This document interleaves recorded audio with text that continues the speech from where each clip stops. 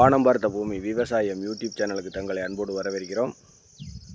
நம்ம சேனலில் புதுசாக வீடியோ பார்க்குறவங்க சேனலை சப்ஸ்கிரைப் பண்ணாதவங்க சப்ஸ்கிரைப் பண்ணிக்கோங்க. தொடர்ச்சியாக நம்ம சேனலில் வீடியோ பார்க்குறவங்களுக்கு தெரியும், நம்மளோட விவசாயங்களை பற்றி எடுத்து சொல்லிகிட்டு இருந்தோம். அந்த வகையில் பார்க்கையில் இப்போ நம்ம சோளம் நம்ம வீடியோவில் பார்க்குறது மாட்டுக்காக விதைக்கப்பட்ட சோளம் ஓரளவுக்கு நல்லா இருக்குது. ஒரு 3 நாளைக்கு முன்னாடி ஒரு மழை, திடீர் மழை பெஞ்சிச்சு நைட்டில். அந்த மழையில் எல்லாமே சாஞ்சிருச்சு. சாஞ்சு இப்போ தான் லேசாக வெயில் போடுச்சு. நேற்றும் முந்தானாலும் அந்த கொஞ்சம் நிமிர்ந்து வருது. இப்போ இந்த பறிக்கிறதுக்கு முன்னாடி இது சாஞ்சிச்சுன்னா எப்படித்தான் இருந்தாலும் பயிர் நிமிர்ந்துடும். பூ பூக்குது பார்த்தீங்களா, பறிச்சல்.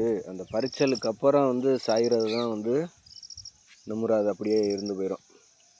இது வரைக்கும் ஒன்றும் பிரச்சனை இல்லை, பயிர் நல்லாயிருக்கு.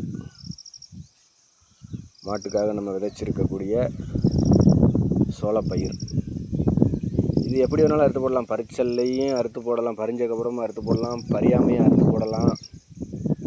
இந்த நேரத்தில் போட்டோம்னா பால் மாடுகளுக்கு ரொம்ப நல்லது, பால் நல்லா ஊறும். நம்ம பெரும்பகுதி என்றைக்குமே பச்சை தட்டையை அறுத்து போடுறது இல்லை.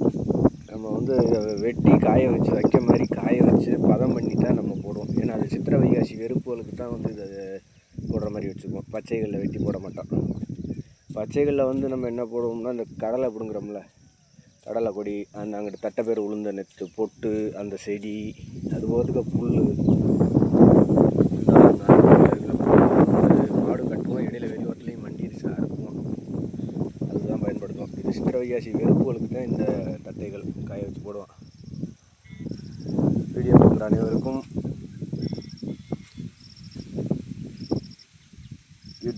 நமது யூடியூப் சேனல் சார்பாக நன்றி.